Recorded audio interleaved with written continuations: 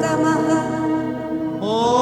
अभिप्रयांसि वाहसा दाश्वामश्नोति मरुतः स्वयमुपावकशोचिषः ॐ परिविश्वानि सुहिताग्नेरश्यामन्महे विप्रासो जातवेदसः। करुणामयी माँ परम प्रभु श्री अरविंद लाइफ डिवाइन यही धारावाहिक अध्ययन वर्ग में सम्मिलित समस्त भाई भौणी समस्त माँ शुभाशीष कामना करुँचे। आम विगत पाराग्राफ गुड़िक जहाँ पढ़ी मुझे आपण मानक मन पकई दूची जे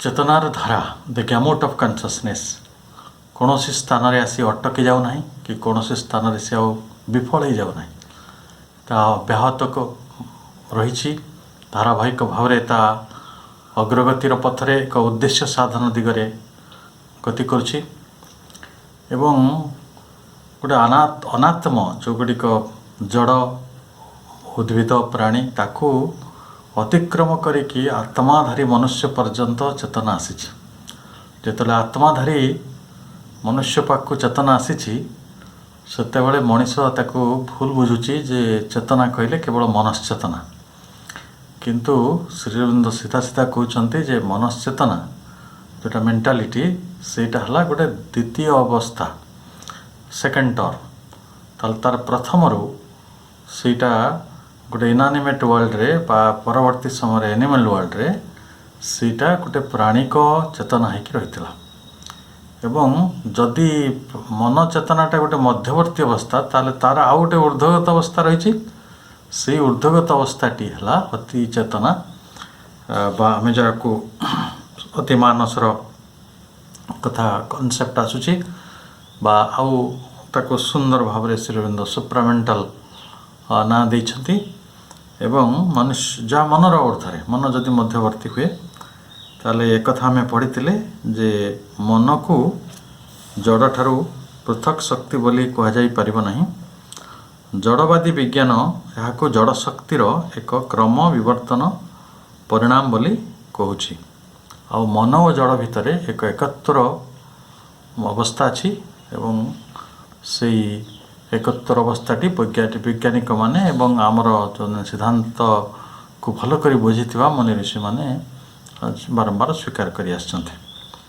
आम आज अध्ययन यही जो पढ़ुचे आम 10म अध्याय द कॉन्शियस फोर्स चित शक्तिर 20तम पाराग्राफ आ 21तम पाराग्राफ रे आज आम सीमित रखा तो आम आज अध्ययन रे कथा पढ़ुचे but what right have we to assume consciousness as the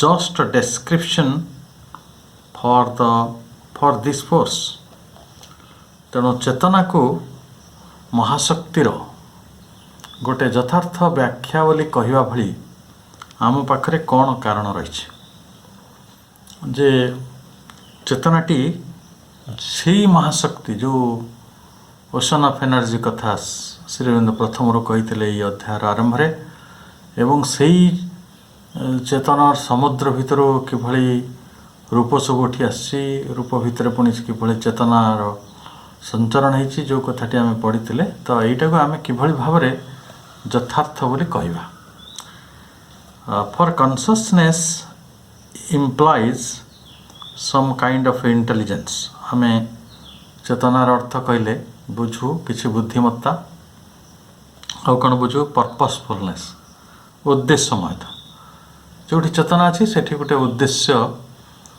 को नहीं से कार्य करे जिते जड़े जो बिना उद्देश्य काम करे आम चेतनार काबड़ कर बुझा ना किंतु जदि चेतना अच्छी निश्चित भाव में गोटे पर्पसफुलनेस रही उद्देश्य मयता तापर सेल्फ नॉलेज आत्मज्ञान कथा अच्छी so even though they may not take the terms habitual to our mentality तेणु जदिओ এই কথাটি তার ସତ୍ୟ ଯେ ଯେତେବେଳେ ଚେତନାର କଥା ଆସିବ ସେଠି ସ୍ୱାଭାବିକ ଭାବରେ ସମ୍ କାଇଣ୍ଡ ଅଫ୍ ଇଣ୍ଟେଲିଜେନ୍ସ ପର୍ପଜଫୁଲନେସ୍ ସେଲ୍ଫ ନଲେଜର କଥା ଆସିବ, କିଛି ଅସୁବିଧା ନାହିଁ। କିନ୍ତୁ ଏ ସମସ୍ତ କଥା ମାନେ ଗୋଟେ କ'ଣ କୁହାଯିବ ଯେ ହେବିଚୁଆଲ୍ ଟୁ ମେଣ୍ଟାଲିଟି, ଅର୍ଥାତ୍ ଆମେ ଚିରାଚରିତ ଭାବରେ ଏଇଟା ଚିନ୍ତା କରୁଛୁ। ଚିରାଚରିତ ଭାବରେ ଯେତେବେଳେ ଜଣେ ମଣିଷ ଚେତନାକୁ ସମ୍ପୂର୍ଣ୍ଣ ଗୋଟେ ମନୋମୟ ଅବସ୍ଥାରେ, ମନୋମୟ ଧାରଣାର ଆୟତନ ଭିତରେ ସୀମାବଦ୍ଧ କରେ, ତାକୁ ଏଇଭଳି ପରିସ୍ଥିତି ହେବ। ଏଇ ତିନିଟା କଥା ଆସିବ। କିନ୍ତୁ ଶ୍ରୀଅରବିନ୍ଦ ସେ ଆଲୋଚନାକୁ ଆହୁରି କେତେ ବ୍ୟାପକ କରୁଛନ୍ତି, ଆମେ ତା'ର ଉଦାହରଣ ପାଇବା। Even from this point of view, ଏଇ ଦୃଷ୍ଟିରୁ ଯଦି ବି ଆମେ ବିଚାର କରୁ, everything supports rather than contradicts the idea of a universal consciousness। ତେଣୁ ଆମର ତ ମନ ଚେତନାର କଥା ଆମେ କହୁଛୁ, କିନ୍ତୁ ଗୋଟେ ବିଶ୍ୱ ଚେତନା ଅଛି, ୟୁନିଭର୍ସାଲ କନସିୟସନେସ୍। ତେଣୁ ଯଦି ବି ଉଦ୍ଦେଶ୍ୟମୟତାର କଥା ବି ଆସେ, ଯଦି ବି ଆତ୍ମଜ୍ଞାନର କଥା ଆସେ, ଆଉ ଯଦି ବି ବୁଦ୍ଧିମତ୍ତାର କଥା ଆସେ, ତାହେଲେ ବିଶ୍ୱ ଚେତନା ମଧ୍ୟ ଏଇ କାହାର କଣ୍ଟ୍ରାଡିକ୍ଟ କରୁନାହିଁ, ବିରୋଧାଭାସ କରୁନାହିଁ, ବରଂ ଏ କଥାକୁ ସମର୍ଥନ କରୁଛି ଯେ ବିଶ୍ୱ ଚେତନା ଯେଉଁ ଦିଗରେ କାର୍ଯ୍ୟ କରେ, ବିଶ୍ୱ ଚେତନା ଭିତରେ ସମସ୍ତେ ସମ୍ମିଳିତ ଅଛନ୍ତି। ଜଡ଼ମାନେ ବି ଅଛନ୍ତି, ଉଦ୍ଭିଦ ଅଛନ୍ତି, ପ୍ରାଣୀ ଅଛନ୍ତି, ମନୁଷ୍ୟ ଜଗତ ଅଛନ୍ତି। ତେଣୁ ସେଇଠି ହୁଏତ ମନ ନାହିଁ, ମାନବକୁ ଛାଡ଼ିଦେଲେ ମନଟା କେଉଁଠି ଅଛି? ତେଣୁ ଏଇସବୁ ପରିସ୍ଥିତିକୁ ଯଦି ଆମେ ଦେଖିବା, ବିଶ୍ୱମୟତାରେ ବା ବିଶ୍ୱ ଜଗତରେ ଯେଉଁ ଚେତନା କାର୍ଯ୍ୟ କରେ, ତା ଭିତରେ ଏଇ ଚେତନାର ପ୍ରଭାବଟି କିଭଳି ଭାବରେ ହେଉଛି, ଏଇ ପର୍ପଜଫୁଲନେସ୍, ଏଇ ଆତ୍ମଜ୍ଞାନଟି, ସେଲ୍ଫ ନଲେଜ ଆଉ ଇଣ୍ଟେଲିଜେନ୍ସ ଏ କିଭଳି ଭାବରେ ପ୍ରଭାବିତ ହେଉଛି। କାରଣ ମଣିଷ ଭାବି ବସିଛି ଯେ ବୋଧେ ତା ପାଖରେ କେବଳ ଇଣ୍ଟେଲିଜେନ୍ସ ଅଛି, ଇଣ୍ଟେଲିଜେନ୍ସ ଆଉ କାହା ପାଖରେ ନାହିଁ। ସେ କହୁଛନ୍ତି ୱି ସି ଫର୍ ଇନଷ୍ଟାନ୍ସ, ଉଦାହରଣ ସ୍ୱରୂପ ଆମେ ଦେଖୁ in the animal operations of perfect purposefulness, ସେମାନଙ୍କ ପାଖରେ ଉଦ୍ଦେଶ୍ୟମୟତା ଯଥାର୍ଥ ଭାବରେ ରହିଛି। ଘୋଡ଼ା କ'ଣ କରେ? ଦୌଡ଼େ। ଗଧ ତା ପିଠିରେ ବୋଝ ବହେ। ହାତୀ, ବାଘ, ଉଇ, ପିମ୍ପୁଡ଼ି, ଛେଳି, ମେଣ୍ଢା ସମସ୍ତେ, ସବୁ ପ୍ରାଣୀ ଗୁଡ଼ିକ ତାଙ୍କ ଉଦ୍ଦେଶ୍ୟମୟ ଜୀବନ ବଞ୍ଚନ୍ତି। ବରଂ ଆପଣ ଯଦି ବହୁତ ପ୍ରଶ୍ନ ମଣିଷର ଉଦ୍ଦେଶ୍ୟମୟତାକୁ ନେଇକି ଉଠାଇ ପାରିବେ। ଦଳେ ଲୋକ ଖାଲି ଖାଇ ପିଇକି ପୃଥିବୀରେ ଛକବାଜି କରନ୍ତି, ତାସ ଖେଳିକି ତାଙ୍କ ମଦ ପିଇକି ସମୟ ବିତିଯାଏ, ୟାକୁ ତାକୁ ଖରାପ ଭାଷାରେ ଗାଳି ଗୁଲଜ କରି। ସେସବୁ ବଡ଼ ଚେତନାହୀନ କି ନାହିଁ ମୁଁ କହିପାରିବି ନାହିଁ। ତ ପ୍ରଥମ କଥା ହେଲା, ପ୍ରାଣୀମାନେ ତାଙ୍କର ଦେଖିବେ ତାଙ୍କ ଜୀବନଟି ବଡ଼ ବଡ଼ ନିବିଷ୍ଟ, ବଡ଼ ଇନଭଲ୍ଭେସନ୍ ଜୀବନ ବଞ୍ଚନ୍ତି। ସେ କେବେ ସିନେମା ଦେଖିବାକୁ ପଳାନ୍ତିନି, କି କାହାକୁ ଫାଙ୍କି ଦିଅନ୍ତିନି, କି କାହାକୁ କିଛି ଆଡ଼ୁ ସାଡ଼ୁ କଥା କୁହନ୍ତି ନାହିଁ। ସେମାନେ ତାଙ୍କ ବାଟରେ, ତାଙ୍କ ଉଦ୍ଦେଶ୍ୟମୟତାରୁ ସେ ଜାଣିଛନ୍ତି ଏ ଜଗତରେ ଉଇ କ'ଣ କରିବାକୁ ଆସିଛି, ପିମ୍ପୁଡ଼ି କ'ଣ କରିବାକୁ ଆସିଛି, ମହୁମାଛି କ'ଣ କରିବାକୁ ଆସିଛି। ସେମାନେ ତାଙ୍କର ଉଦ୍ଦେଶ୍ୟମୟତା ଜାଣିଛନ୍ତି କି ନାହିଁ? ମହୁମାଛି ତା'ର ଉଦ୍ଦେଶ୍ୟମୟତାରେ ଜାଣେ। ସିଏ କ'ଣ କରେ? ସେ ଜାଣେ ଯେ ମୁଁ ଫୁଲରୁ ମହୁ ଆଣିକି ସବୁଦିନ ସଞ୍ଚିକି ରଖିବି, ଆଉ ପରାଗ ସଙ୍ଗମରେ ସହଯୋଗ କରିବି। ସେଥିରେ ସେ କେବେ ଡିଭିଏସନ୍ କରେ କି? କରେନି ନା, କେବେ ବି ଡିଭିଏସନ୍ କରେନି। କିନ୍ତୁ ଆମେ ଯଦି ଉଦ୍ଦେଶ୍ୟମୟତାର କଥା ଅନ୍ୟ ପ୍ରାଣୀମାନଙ୍କ ବିଷୟରେ ଭାବିବା, ଉଇ, ଏ ଜଗତରେ ମଣିଷ ବୋଧେ ଉଇକୁ ସବୁଠାରୁ ବଡ଼ ଶତ୍ରୁ ମନେ କରେ।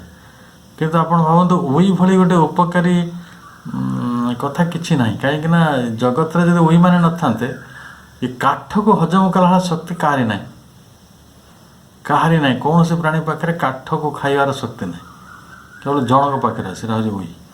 ଯଦି ଏ ଯେତେ ଗଛପତ୍ର ଅଛି, ସବୁ ଡାଳ ପତ୍ର, ଗଛ ପତ୍ରକୁ ଆମେ କ'ଣ ଜାଳି ଜଳା ଦେଉଛେ କି?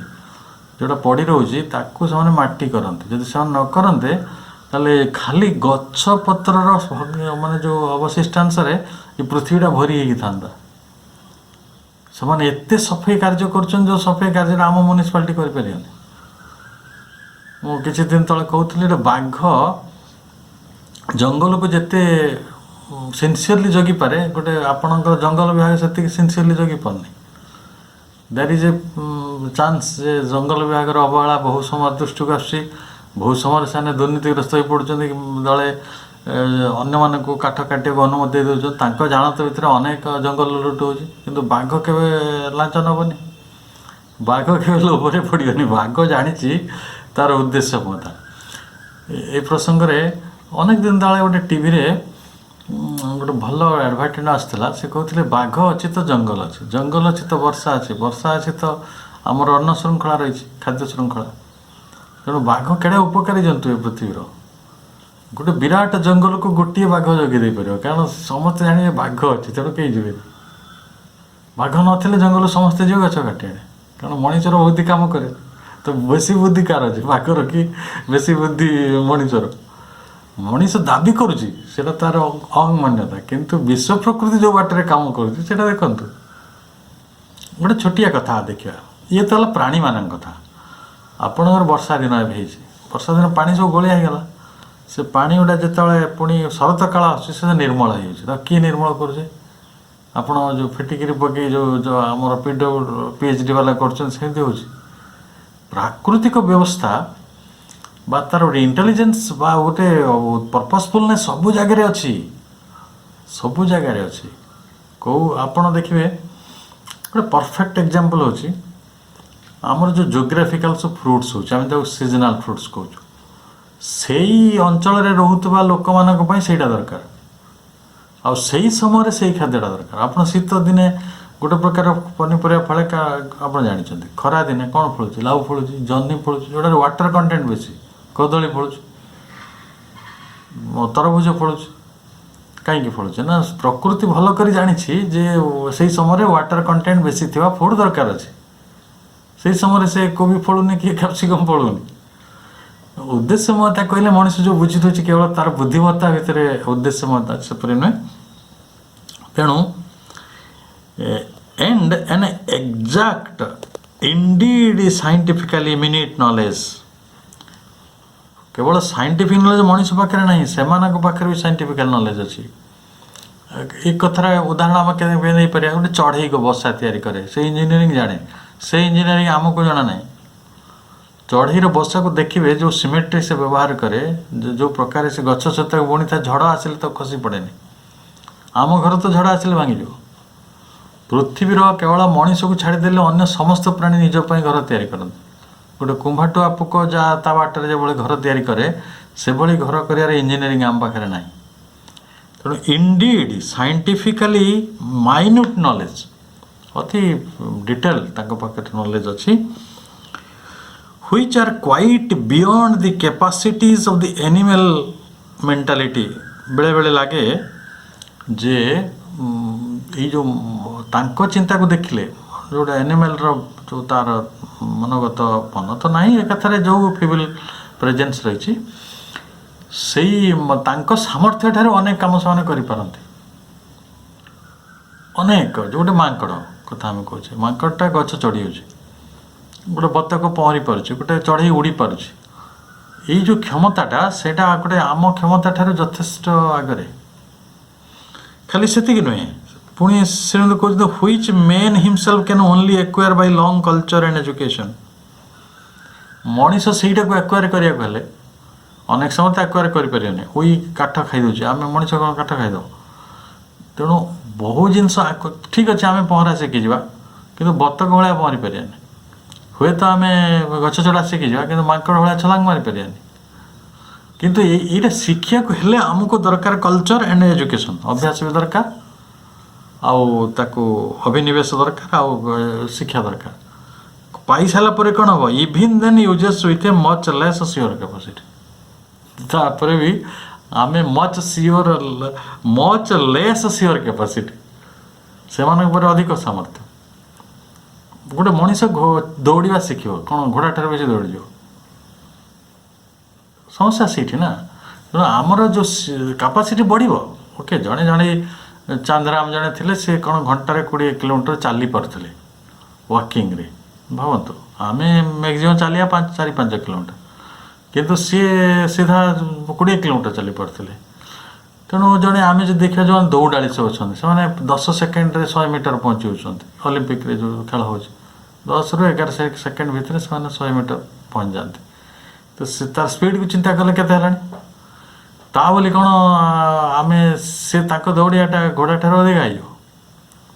कि गोटे चिताबाघ ठार अधिक हो कि पृथ्वीर सबुठ बड़ दौड़ाड़ी हूँ चिताबाघ संभव नुहे तापरे we are entitled to see in this general fact the proof of conscious force at work in the animal and the insect which is more intelligent ताले एठी हम कौन देखले ना आम गोटे जनरल फैक्ट को देखले गोटे प्रूफ भाव में कहीं से चित शक्ति कॉन्शियस फोर्सटा एट वर्क काम करुँची ना इन the animal and insect which is more intelligent प्राणी और पतंग मान भितर से अधिक बुद्धिमत्तार सहित कार्य करुँची पराग संगमर पूरा बही इंसेक्ट माने पढ़ी बटनी पढ़ना ना बटानी से पढ़ी ना किंतु से काम कर आम अध्ययन करुचे पाखे कि इंटेलिजेंस अच्छे से जानी व्हाट टू डू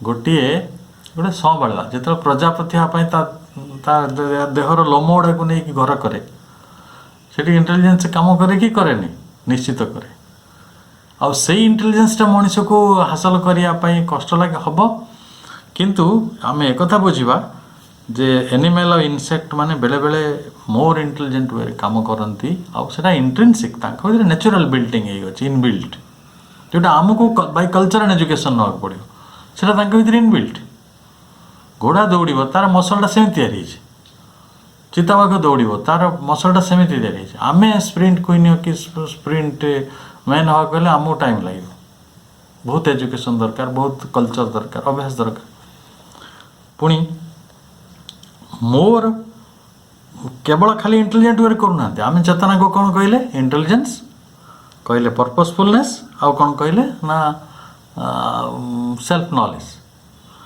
तो ये कहते जे इनसेक्ट आउ एनिमल माने अधिक इंटेलिजेंट बाटर काम करती मोर पर्पसफुल अनेक मनीष को कहींपारे जगत रे से किसी उद्देश्य अच्छे जीवन में किंतु प्रत्येक प्राणीर प्रत्येक इनसेक्टर गोटे उद्देश्य रही ये जगत रे से उद्देश्य को नहीं बंचते बिना उद्देश्य से बंचते पिंपुड़ी जानी केमी बचा पड़े केमी घर या पड़े केमी पिला को पढ़ाया पड़े कौटी अंडा देवा पड़े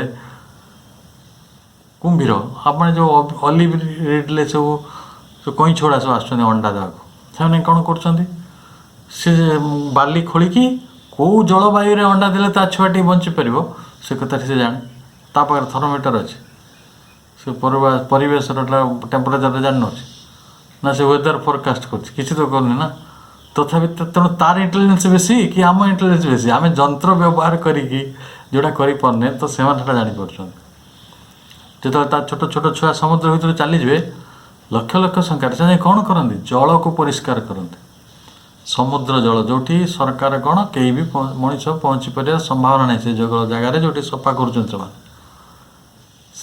ये जगतर केते उपकार करती प्रकृतिर केवल प्रकृति जानती प्रकृति माता ही जानती मनीष जानार संभावना नहीं मनीष तो बाटर पारि आनी खाद जी मनीष बुझी तेणु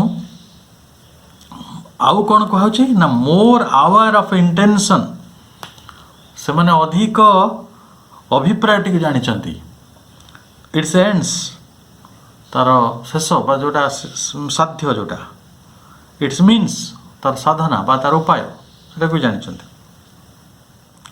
it's condition than the highest mentality its condition मत से माने परिवेश विषय भी जानी आप देखिए वर्षा हेले पिंपुड़ी सब पलि जाते अंडा को धरी को आईएमडी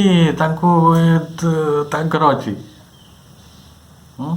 आम शुणुचु जे जो भूमिकंप आसे तार बहु समय पूर्व कुकुर मान जानी से एरिया छाड़ी पलि जाए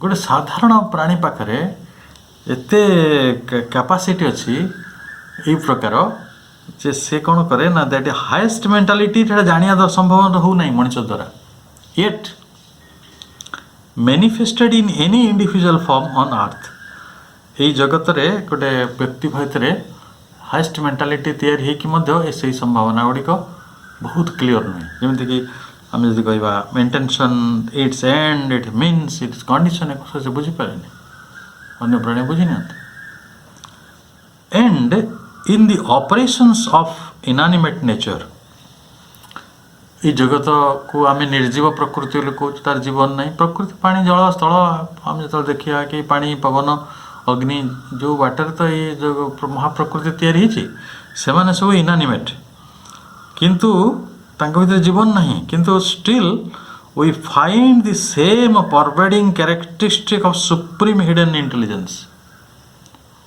से मानक पाखरे सुप्रीम सर्वोच्च सर्वोत्तम हिडन इंटेलिजेंस हो रही गुप्त है कि बुद्धिमत्ता रही आटा कैरेक्टरिस्टिकल ऑल सम परवेडिंग सेम परवेडिंग माने आम जोटा जो पढ़ले कौन कौन पढ़ले तार अभिप्राय साध्य साधन परिवेश इंग्रेजी रे कहले इंटेंशन एंड्स मीन्स आउ कंडीशन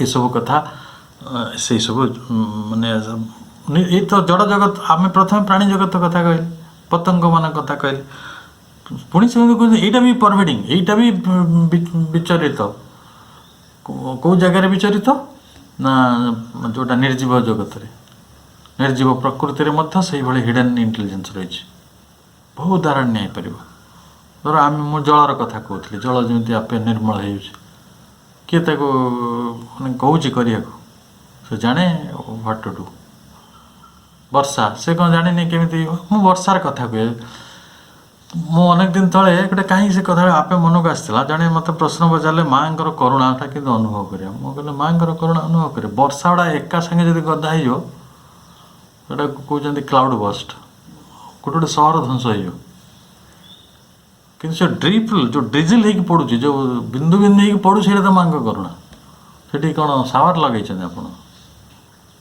आकाश रे सावर लगी जे बिंदु बिंदु पानी पड़ुची यहीटा हूँ बुद्धिमत्ता नुहे ईश्वर बुद्धि लगे कामटा करना एकाथरे जब क्लाउडटा बस्ट हो जाता आप बिजुली मारुची आप देखो बिजुली मारे लोक आजिकल बहुत लोक मरी मरा जाऊँच लोके भी बिजुली पर रागुवे मुझे कहीपारनी कि बिजुलीटा कौन हो मनीष जातिर कौन वृक्ष जातिर सबुठ बड़ उपकारी जिनस गोटे आमर फ्री नाइट्रोजन है 76% इन एटमोस्फियर ताकू से एडिबल नाइट्रोजन में परिणत कर दे आपड़ जो जंगल बण जंगल जिते गछ नाइट्रोजन सार दौरान आपड़ जी गछ चाष करती नाइट्रोजन सार दिखते किंतु एडिबल नाइट्रोजन पुणी केमी हो किए कर प्रकृति व्यवस्था अच्छी तार भर जीवन भी तैयारी होता जो न्यूक्लिक एसिड तैयारी जल तैयारी सब सचेतन भाव में क्रिया होना होनी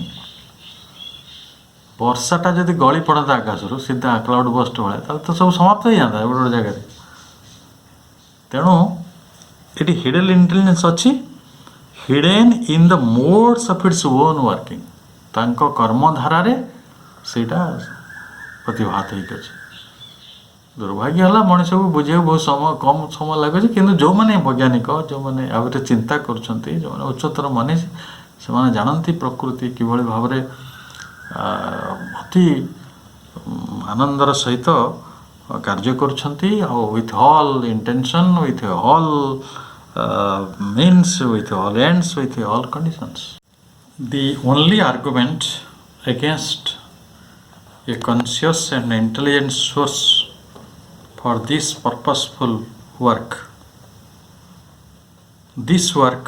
of intelligence of selection adaptation and seeking that a large element in nature's operations to which we give the name of waste किंतु मनीषर कथा कहला तो मनीष विश्व प्रकृतिर ये कथा गुड़ी बुझा जो पिला काले मु जड़े वैदिक ज्ञानी को शुणुली से कहते जे गोटे लोकटे भगवान बुद्धिमत्ता को प्रकृतिर बुद्धिमत्ता को भारी अभियोग करता से कहला गोटे कखार लटा से लताटे तार निजर छिड़ा हबार शक्ति ना भूई रे लुटुची गोटे एड़े बड़ फल देछन पंपकिन कखारू आउ गोटे बर गछ एड़े विशाल ଆଉ ତାର ଫଳଟା ଏଡ଼ିଟେ। ସେତେବେଳେ ତା ମୁଣ୍ଡରେ ଦିନେ ପଡ଼ିଲା ଫଳଟି, ସେଇଠୁ ସେ ବୁଝିଲା କହିଲା ସେଇ ଫଳଟା ଯଦି ଉପରୁ ପଡ଼ିଥାନ୍ତା ମୋ ଉପରେ ତାହେଲେ ମୋର ମୁଣ୍ଡଟି ଯାଇଥାନ୍ତା। ତେଣୁ ପ୍ରକୃତିର ଯେଉଁ ବୁଦ୍ଧିମତ୍ତା ଅଛି ତାକୁ ବହୁତ ସମୟରେ ମଣିଷ ପ୍ରଶ୍ନ ଉଠାଏ। କାହିଁକି ଉଠାଏ ନା the argument against the conscious and intelligent source. ଏଇଠି ପ୍ରକୃତିର ଯେଉଁ ବୁଦ୍ଧିମତ୍ତା ରହିଛି ସେଥିରେ 3-4ଟି ଜିନିଷ ଅଛି। କ'ଣ କ'ଣ ଅଛି ନା ପର୍ପସଫୁଲ୍ ୱାର୍କ ଅଛି, ତା'ର ଉଦ୍ଦେଶ୍ୟମୂଳକ କାର୍ଯ୍ୟ। ଆଉ ଗୋଟେ ହେଲା ସିଲେକ୍ସନ୍ ଯେଉଁଟାକୁ ଆମେ ନିର୍ବାଚନ ବୋଲି କହୁଛୁ, ମାନେ କ'ଣଟା କରିବ କେଉଁଟା କରିବ ନାହିଁ, ସେ ସିଲେକ୍ସନ୍ ତା ଭିତରେ ଅଛି। ଯେମିତି ମୁଁ କହୁଥିଲି ଯେ ବର୍ଷା ଦିନ ପୂର୍ବରୁ ଖରା ଦିନ ଆସୁଛି, ଦୁଇଟା କାମ ହେଉଛି। ଏକରେ ପୃଥିବୀରେ ଯେଉଁ ଖରାପ ମଇଳା ଜିନିଷ ଅଛି ତାକୁ ଶୁଖେଇକି ସିଏ ତାକୁ ଗରମ ଫ୍ରି କରୁଛି, ପ୍ରବଳ ଖରା। ଆଉ କ'ଣ କରୁଛି ନା ଇଭାପୋରେସନ୍ରେ ସହଯୋଗ କରୁଛି, ଯେଉଁଥିପାଇଁ ମେଘ ସବୁ ସାଇତି ହେଇକି ରହୁଛନ୍ତି। ତେଣୁ ଶୀତ ଦିନ ପରେ ବର୍ଷା ଦିନଟି ଆସିପାରିବ ନାହିଁ ହେଲା। ଏଇଟା ସିଲେକ୍ସନ୍, ମାନେ ଗୋଟେ ତା'ର ନିର୍ବାଚନ ରହିଛି। ଆଉ କ'ଣ ନା ଆଡ଼ାପ୍ଟେସନ୍, ଯେଉଁଟାକୁ ଆମେ ଓଡ଼ିଆରେ କହିବା ଅନୁକୂଳନ। କେଉଁ ଅନୁସାରେ ପ୍ରକୃତିର ପ୍ରାଣୀମାନେ ଉଦ୍ଭିଦମାନେ ସବୁ ଆଡ଼ାପ୍ଟେସନ୍ କରନ୍ତି। ଗୋଟେ ଦେଖିବେ ପତ୍ର ଝଡ଼ା ଋତୁ ଅଛି, ସେଇ ସମୟରେ ପତ୍ର ଝଡ଼ିଯିବ ଶୀତ ଋତୁରେ, ପୁଣି ବସନ୍ତ ଋତୁ ଆରମ୍ଭରେ ସେ ପତ୍ର ସବୁ କଅଁଳିଯିବ। କାହିଁକି ନା ଆଗକୁ ଖରା ଆସୁଛି, ସେ ଖରାକୁ ସହିବା ପାଇଁ କଅଁଳ ପତ୍ରଟା ସମ୍ଭବ ମାନେ ଯେଉଁ ଏଜେଡ଼ ଲିଭ୍ ଗୁଡ଼ାକ ତାକୁ ନେଇପାରିବେନି। ଆପଣ ଦେଖିବେ ଶୀତ ଦିନ ଆସିଲେ ମେଣ୍ଢା ହେଲା, ଗାଈ ଗୋରୁ ହେଲେ, ସେମାନଙ୍କର ସବୁ ଲୋମ ଗୁଡ଼ାକ ବଡ଼ ହେଇଯିବ ହେଲା। ଏଇ ଅନୁସାରେ ପ୍ରକୃତି ଆଡ଼ାପ୍ଟେସନ୍ କରୁଛି। ଆମେ କ'ଣ ଆମେ ଯନ୍ତ୍ର ଲଗେଇକି ତାଙ୍କ ଲୋମଟା ବଢ଼ାଉଛୁ, ବରଂ ତାଙ୍କ ଲୋମ ଆଣିକି ଆମେ କମ୍ବଳ ତିଆରି କରୁଛୁ, ଖୁସି ବି ହେଉଛୁ। ଏଣ୍ଡ ସିକିଂ, ଅନ୍ୱେଷଣ ବି ରହିଛି, that large element in nature. ତେଣୁ ଗୋଟେ ନିର୍ଦ୍ଦିଷ୍ଟ ଉଦ୍ଦେଶ୍ୟ ପାଇଁ ନିର୍ଦ୍ଦିଷ୍ଟ ପଥରେ ଇଏ କାର୍ଯ୍ୟ ସବୁ ହେଉଛି। Nature operations to which give the name of the waste. ମଣିଷ କ'ଣ କରେ, ଯେହେତୁ ତାକୁ ବୁଝିପାରେନି, ସେ ତାକୁ କହେ ଏଇଟା ଅପଚୟ, ୱେଷ୍ଟ, ଅଯଥା। କାହିଁକି ଅଯଥା କହୁଛି ତାର କାରଣ ଦିଆଯାଉଛି। But obviously this is an objection. ଆମେ ଯେଉଁ ଅଭିଯୋଗଟି କରୁଛୁ ଯେ ଏଇଟା ଅପଚୟ ହେଉଛି, ଏତେ ବର୍ଷା କାହିଁକି ହେଉଛି, ଏତେ ଶୀତ କାହିଁକି ହେଉଛି ନା, ଆମର ଯେଉଁମାନେ ସବୁ ପୂର୍ବ କାଳ ଲୋକମାନେ କହନ୍ତି ଯେଉଁ ବର୍ଷ ବେଶୀ ଶୀତ ହୁଏ ସେ ବର୍ଷ ବେଶୀ ଫସଲ ହୁଏ। କିନ୍ତୁ ଆମେ ସହରୀ ଯାହାର ଫସଲ ବିଷୟରେ କିଛି ଜ୍ଞାନ ନାହିଁ, ଧାନ ଗଛ ଦେଖିନଥିବା ଲୋକ ବି ଦୁନିଆରେ ଅଛନ୍ତି, ଗହମ ଗଛ ଦେଖିନଥିବା ଲୋକ ବି ଦୁନିଆରେ ଅଛନ୍ତି। ଆପଣ ଏଇଟା ଅବିଶ୍ୱାସ କରୁଛନ୍ତି ନାହିଁ ମୁଁ ଜାଣିନି। ମୁଁ କ୍ରିକେଟରେ ଗୋଟେ ହଷ୍ଟେଲ ଯାଇଥିଲି, ସେଠି 100ଟି ପିଲା ରହୁଛନ୍ତି। ମୁଁ ତାଙ୍କୁ 50 ପିଲାଙ୍କର ଧାନ ଗଛ ଦେଖିଛ? ମୋତେ 85 କି 90 ପିଲା କହିଲେ ନା। ତ ମଣିଷ ପ୍ରକୃତିର ଏଭଳି ଭାବରେ ନିଜକୁ ଡିସକନେକ୍ଟେଡ଼ କରୁଛି। ସେଇ ପିଲାମାନେ କିଭଳି ବୁଝିବେ ଯେ ବର୍ଷା ଶୀତ ଖରା ଏସବୁ କ'ଣ ପାଇଁ ହେଉଛି, ଏ ରାତି ଦିନ ସବୁ କାହିଁକି ହେଉଛି, ଋତୁ ପରିବର୍ତ୍ତନ କାହିଁକି ହେଉଛି। ତ ଏଇ ଯେଉଁ ଅବଜେକ୍ସନ୍ଟା ଆମେ କରୁଛୁ ଯେ ୱେଷ୍ଟ ହେଉଛି, ଏଇଟା କ'ଣ ଦରକାର, ଏଇଟା ଏମିତି କାହିଁକି ହେଲା, based on the limitation of hour human intellect. ଇଏ ହେଉଛି ଆମ ଯେଉଁ ମନୁଷ୍ୟର ଯେଉଁ ବୁଦ୍ଧିମତ୍ତା ରହିଛି, ତାର ଯେଉଁ ବୌଦ୍ଧିକତା ରହିଛି, ହ୍ୟୁମାନ୍ ଇଣ୍ଟେଲେକ୍ଟ, ତାର ଲିମିଟେସନ୍ କାରଣ ଏଇଟା କହୁଛି। ସେ ଯେହେତୁ ବୁଝିପାରନ୍ତା ଯେ ପୃଥିବୀରେ ଉଇ କ'ଣ କରୁଛି, ମହୁମାଛି କ'ଣ କରୁଛି, ଚଢ଼େଇମାନେ କ'ଣ କରୁଛନ୍ତି, ଚଢ଼େଇମାନେ ପତଙ୍ଗ ସବୁ ଖାଉଥିବାରୁ ବା ପୋକ ଜୋକ ଖାଇଯାଉଥିବାରୁ ଆମ ଫସଲ ସୁରକ୍ଷିତ ରହୁଛି। ଗୋଟେ ଗିଦ୍ଧ ବୋଲି ପ୍ରାଣୀ ଥିଲା, ଭଲଚର, ଆଜିକାଲି ଭାରତରେ ଦେଖା ହେଉନାହାନ୍ତି। ସେମାନେ କ'ଣ କାର୍କାସ୍, ଯେଉଁଟା ଶବ ପଡ଼ିଥିବ ତାକୁ ସେମାନେ ସବୁ ଖାଇଦିଅନ୍ତି। କୁକୁର ବିଲୁଆ ସବୁ ସେଇ କାମ କରନ୍ତି। ତ ଆମେ କ'ଣ ତାକୁ ମେହନତରେ ଲଗେଇ ସଫା କରିପାରିବା? ସଫା କଲେ କେଉଁଠି ପକାଇବା ନେଇକି ତାକୁ, କେଉଁ ଜାଗାରେ ଫିଙ୍ଗିବା? ତ ଏଇ ଯେଉଁ ହ୍ୟୁମାନ୍ ଇଣ୍ଟେଲେକ୍ଟ, ସିଏ ତାକୁ ଯେହେତୁ ଅବଜେକ୍ସନ୍ କରୁଛି, which seeks to impose its own particular rationality. ସେ ନିଜେ ଯେଉଁଭଳି ଭାବରେ ବୁଝିଛି, ତା ନିଜର ଯେଉଁ ନିର୍ଦ୍ଦିଷ୍ଟ ରେସନାଲିଟି ଅଛି, ଚିନ୍ତା ଶକ୍ତି ରହିଛି, ସିଏ ସେଇ ଅନୁସାରେ ଇଏ କଥାଟାକୁ ବୁଝିବାକୁ ଚେଷ୍ଟା କରେ, ଇମ୍ପୋଜ୍ କରେ। Good enough for limited human ends on the general operations of the world force. तेणु प्रकृतिर महाप्रकृतिर ये जो विराट कार्यधारा रही तार शक्तिर जो प्रवाह रही तार शक्तिर जो कार्य रही सीटी आमर आमे आमर जो सीमाबद्ध बौद्धिकता कारण बुद्धिमत्ता कारण बुझीपार शक्ति कारण आम ये प्रश्न गुड़िक बारंबार उठाऊ। We see only part of nature's purpose. प्रकृतिर पार्टा आम कौन टिके टिके देखिपार। आम मो पिला काले गोटे पढ़ी गोटे देश अच्छी जो देश रे बोधे चिली यदि भूल हो तो कहीं करेक्शन करदे जो प्रचुर परिमाण में नाइट्रेट मिले बहुत रासायनिक द्रव्य सब मिले से देश में बेसी वर्षा हुए प्रकृतिर लीला देखु जदि वर्षा हाँ से जो जो बहुत गच्छित रही सब केमिकल्स गुड़िक से गुड़िक सब नष्ट हो जाते आउ से देशर लोक मानकर मूल जीविका हूँ केमिकल बिक्री करवा। तेणु प्रकृति जदि अंध होता जदि तार पाखे से इंटेलिजेंस न था तो सब वर्षाटा से होता बन्या भी से होता कहीं कहूनी मरुभूमि कहीं कम वर्षा हुए मरुभूमि जदि वर्षा न हुए से लोक पुणी खाई पीक रोचे से कौन चाष हो पार बिना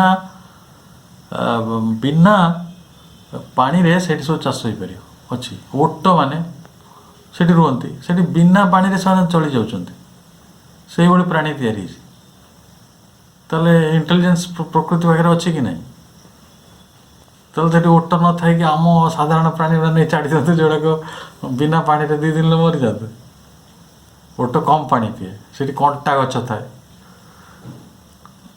कारण कंटा गछटा कौन ता पाखे गोटे तार सेल मानक गोटे शक्ति रही जे एयर रु वाटर टाक कलेक्ट करना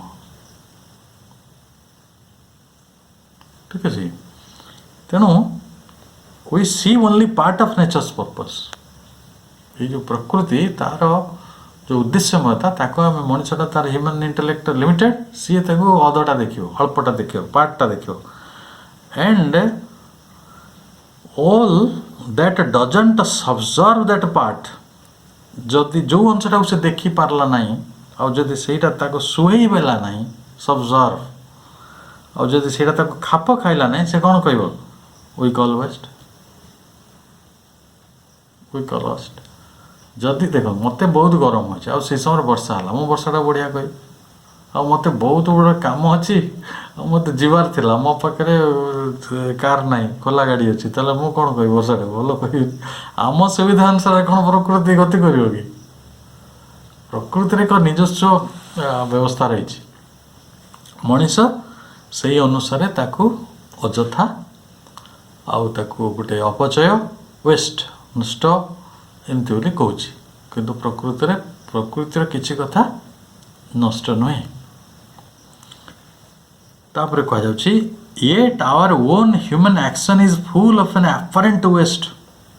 जदि आउ गोटे दृष्टिकोण बुझे ये जगतर मनीषर जो ह्यूमन एक्शन रही मनीषर कर्म गुड़िक बरं गोटे आपात भाव एपारेंट वेस्ट यहाँ आपात भाव नष्ट बोली कह कहीं मु मनीषर कर्म गुड़ा देखु कौन करे चोरी कर हिंसा आचरण कर अपव्यवहार कर मद पीकी अन्य को हैरान कर पुलिस विभाग दरकार ताकू पुलिस दल जगी से जगह लोक जड़ाई अनेक जगह देखिए पुलिस माने सब से भाया इलिगाल काम करके भी बंधा पड़ुं जगिया को गोटे अच्छे कोर्ट से कोर्टर विचारपति अच्छा से मैंने भी कौन कौन कर तेणु मनीषर ह्यूमन एक्शन देखो मनीष गोटे गोष्ठी तैयारी करे निज धर्म को निज जाति को बड़ मन करे निजे अहंकारी हुए अन्य देश को पीड़ित करे पुणी डिफेन्स व्यवस्था तैयारी हुए देखु जिते बड़े नोबेल प्राइज पाई जड़े विशिष्ट बर्ट्रांड रसेल गणितज्ञ से कहले जे शांति से नोबेल प्राइज पाई से कहते वर्ल्ड रे गोटे गवर्नमेंट हो अरे ये आर्थ रे सम व्हाट्सअप पासरे मनीष गुड़ा रही तुम ये परस्पर परस्पर युद्ध कौन दरकार आम ये भोक आमको सारी पारना आम से आम स्वास्थ्य आमर ठीक रही पारना आम समस्त को खाया दे पारना समस्त को शिक्षा दे पारना आम से विषय चिंता करिया ना जो आमर खाया न युद्ध मैंने कि आने ये जो बदमाशी बेपार यहाँ गोटे प्रकृत में दले मूर्ख लोकंर काम अत्यंत मूर्ख से खराब लगिपे जे कथा गुड़ा कि प्रकृत में इडियट्स आ सुरेन्द्र सुरेन्द्र तो बहुत ज्ञानी लोक और भद्र लोक ना सी अति शुद्ध भाषा कहते our own human action is full of an apparent waste अଯଥା काम मनीषर काम गुड़ा चली था बहुत काम अଯଥା आप देखिए यथार्थ काम बहुत ही संसार कम हो अच्छा छाड़ू राष्ट्र जीवन कथा छाड़ू सामूहिक जीवन व्यक्ति जीवन में केते वेस्ट हो गोटे मनीष तार काम थी हस्पिटाल ड्यूटी सी पलि बजार बुलिया तार पाठ पढ़िया काली परीक्षा थी से न करके ताश खेलुव सांग घर पलि भोजी पण भोजी करमती दृष्टांत अच्छी ना ना बहुत अच्छी अर्थात मनीष जो उद्देश्य कार्य करने कथा प्रकृतिर उद्देश्य महतार तेले मात्र भूल हुए प्राणी मानकर उद्भिद मानकर उद्देश्य महतार किसी भी भूल हुए ना गोटे आंब गछ के भूल रे जांब गछ जांब फल दो ना लेंबू फल दो आंब गच आंब फल लेंबू फलियार क्वेश्चन उठुना से उद्देश्य महता जानते किंतु बेले बेले आम मनीष जाति कौन हम ना सबुठ प्रतिभावंत मनीषटी से देख फेल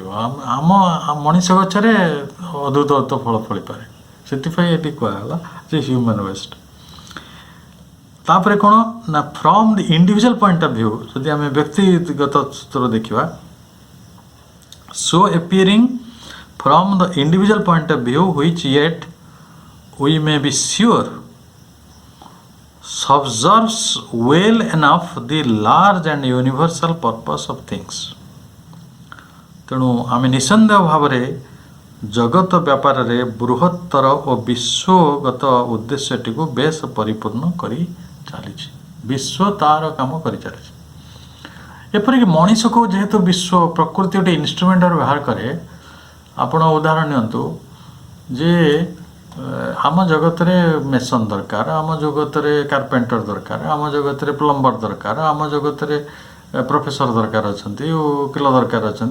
बहुत लोक भीतर बहुत प्रकार आग्रह सब आपे आपे तैयारी हुए यहाँ प्रकृति तैयारी आम निजे तैयारी करूनी से अनुसार मत लगे पृथ्वी जी जहाँ दरकार से लोक सब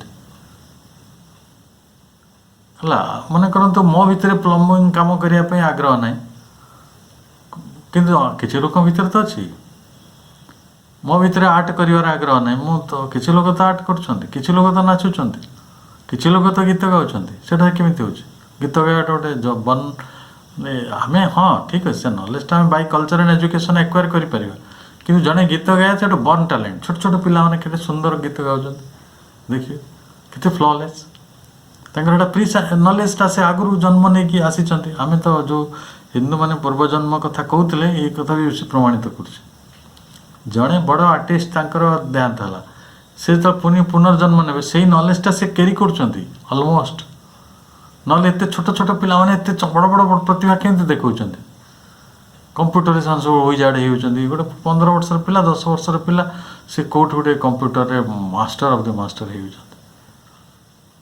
निश्चय पूर्व जन्म तबा कौन सी आत्मार से शिक्षाटी रही जोड़ा प्रकृति खंजी जदि पुनर्जन्म आप भी मानुना ताले प्रकृति निश्चय से ज्ञानटा ता भीतर खंजी that is not acquired knowledge अर्थात यूनिवर्सल पर्पस ऑफ थिंग्स रे गोटे बृहत्तर विश्वगत उद्देश्यटी को माने आम निसंदेह कहीपर जे जोड़ा आमको अपचय भाई लगुच आमको लगुच इट इज वेस्ट सेपरी नुहे विश्वलीला तार मार्ग रे यथार्थ बृहत्तर उद्देश्यटी को चरितार्थ करने निश्चित भाव में आगे चलुचे नो डाउट श्योर आप निश्चित रुहतु that part of our intention which we can detect nature gets done surely enough in spite of perhaps really by virtue of our apparent waste तेणु आमे गोटे इंटेंशन कार प्रकृतिर विश्वर ता अभिप्रायर जो अंशटी स्पष्टतः आम आखिरे पड़ी पारू नाही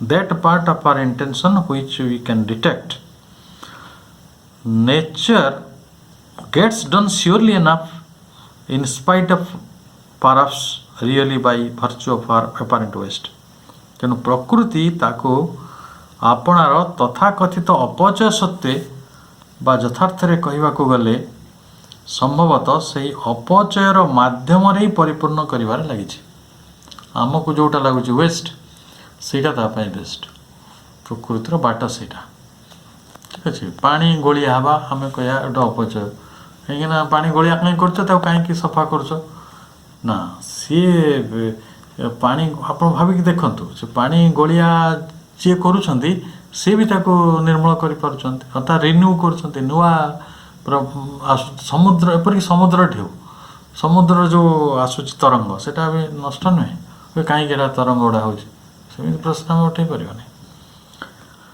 तेणु by virtue of our apparent waste सी प्रकृति श्योरली तार काम गुड़े कर चली we may well trust to her आम ताको खूब विश्वास कर जदि क्या विश्वास करार अच्छे महाप्रकृति को विश्वास करार रही महाप्रकृति कहले सेठी निर्जीव सत्ता रही आ जीवसत्ता रही जीवसत्ता उद्भिद रूप रही प्राणी रूप रही मनुष्य रूप रही श्रीरविंद्र कहले मनुष्य बरং भूल भाल कर ह्यूमन एक्शन टा वेस्ट हो पारे एपारेंटली किंतु बेले बेले एपारेंटली वेस्ट भी नुहे आम गोटे गाड़ी देवा छल सब लोक आम कहे फे पिला पाठ पढ़ुनी यहाँ नष्ट होगा अमुक आम आम कहार अभ्यास एटा चिराचरित मेंटाल अभ्यास कि से पिलाटी देखिए जे पाठ पढ़ी सी बरং अधिक काम करुव जगत सी मोची गछमूल बसुब से जोता सफा कर सार्कास्टिकाली केवे केवे मु कहे जे गोटे मोची पाखे गोटे कलेक्टर कर सप्ताह को 2 थर काम पड़ो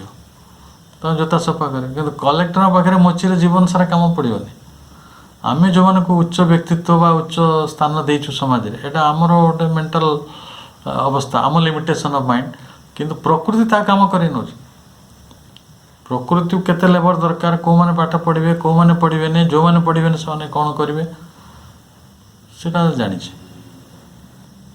तेणु आम से विश्वलीलार अंतर्गत तेणु आम विश्वास करिया we may well trust to her in the rest which we do not yet detect तेणु आम कौन करिया जो कथाटी को आम बुझी पारुना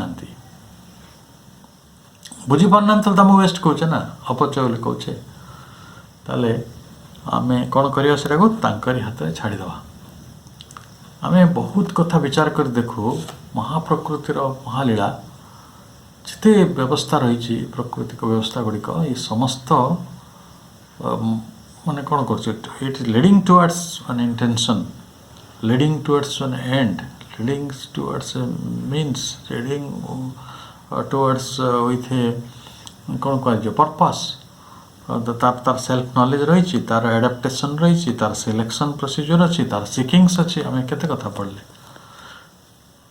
तेणु आम आज आलोचना ये रखा आसंता अध्ययन वर्ग में आम यही अध्यायटी को चित शक्ति कॉन्शियस फोर्स टी को समाप्त करवा आउ केवल 22तम पाराग्राफ टी पढ़वार अच्छी जोटे शेष पाराग्राफ ता संगे आम यही विषय गोटे सारांश भी प्रदान करवा तेणु आज पुणी थे माँ को निकट में आमर कृतज्ञता जनइबा जे माँ आमको तांकर यही महान लीलाटी को बुझे सहयोग कर यत्संभव एवं तांको पाखरे कृत असीम कृतज्ञता जे आम यही कथाटी चिंता करने गोटे यत्सामान्य सुजोग पाऊँ यही अध्ययन द्वारा आम समस्त पुणी थे माँ शुभाशीष कामना करुँ आज अध्ययन को आज आम ये रखुँ नमस्कार।